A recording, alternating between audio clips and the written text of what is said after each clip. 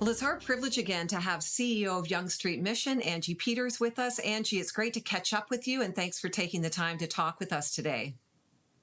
Oh, it's my pleasure to be here. Thanks for inviting me. Well, Angie, I'm really excited to hear just recently what's been happening. Last month, YSM and CAS partnered together and invited the broader community to a conversation called Changing the Narrative, Building Solutions for Black Families. Can you tell us about this partnership called Cornerstone Partnership between Yonge Street Mission and Children's Aid Society, and how you're working together to address the needs of Black families in Toronto?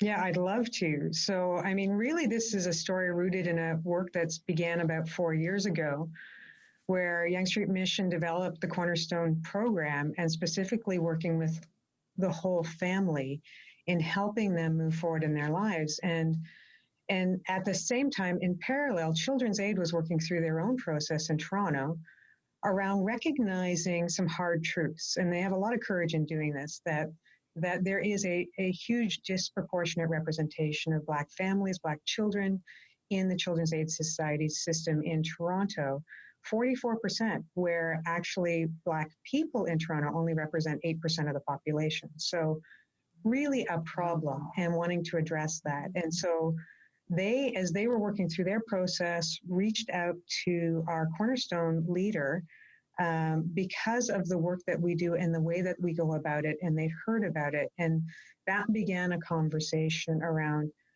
how do we think differently about how we support families, and why is this happening? And how can we function in a way that looks at prevention rather than care after the fact, rather than addressing a crisis? Mm-hmm. So really, when you think about what Children's Aid realized about their own organization, is that the way the system works, just the way it's set up, when they receive a call, when one of their caseworkers receives a call, they go into an investigation and they start investigating the family, which is already a defensive posture. And what we see is that there are more children placed in care from Black households because there are a lot of systemic assumptions about the parenting abilities of Black parents. There are a lot of systemic issues associated with what causes that family to be placed on the radar of Children's Aid in the first place. And one of the biggest issues is poverty. Poverty begets poverty, and most especially poverty begets poverty for Black families. In fact, the Toronto Community Foundation put out a report last year in their Vital Signs report, which actually shows that as far as immigrant, racialized populations are concerned, the only race where the children do not do better than their parents is Black families. Wow. The children do not do better than their parents. In every other visible minority group, the children do better than their parents, and there's mobility up out of poverty.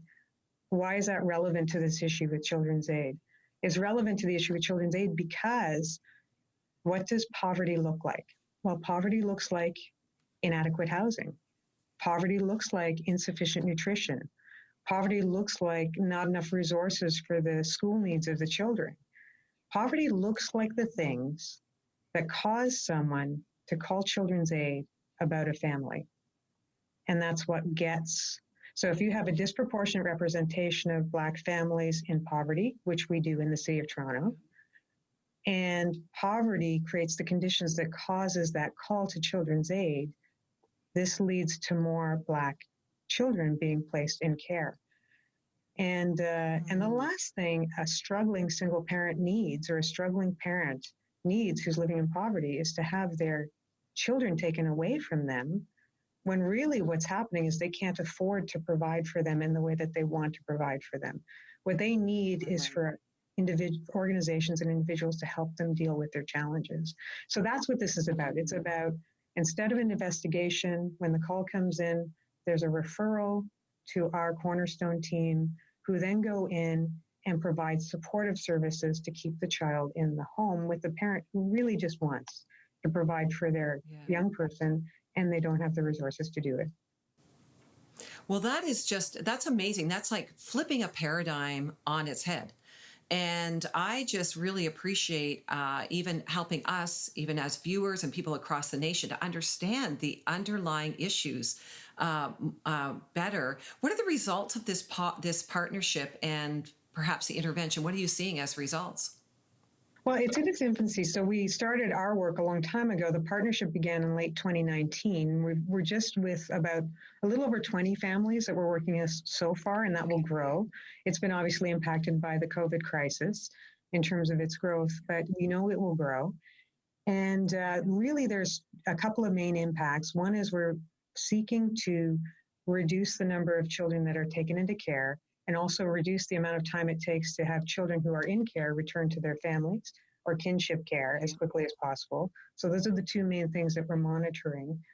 And the main thing is, if we do that, we want to make the case for systems change. We basically want to say, instead of funding children's aid based on the number of youth that they have in care, let's fund the system for services and supports for the families to keep the families together, because that will turn this whole thing around, and that will actually be a systems change that could dramatically impact this situation going forward and really change it. Well, and that's what YSM has been doing for many years, is by giving people like our viewers today, being able to give generously to organizations like you to provide support. Is there anything as a viewer, as someone listening to this conversation, that would be a good response in action, even in attitudes when we hear this? Yeah, I think I would, a couple of things. I mean, first I'll just say Black Lives Matter. And I think that we need to be brave enough to say that and not try to couch that in any other language, because when we're talking about people that are our neighbors that are experiencing, such clear systemic racism, we need to lean into that, and we need to start thinking about what we do as individuals and what we do as a society that contributes to that situation, and really start changing it.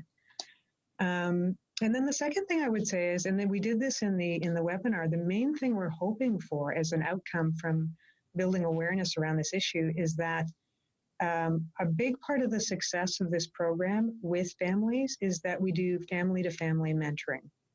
And so we're putting a call out for individuals and families who would want to mentor a family that's in this program.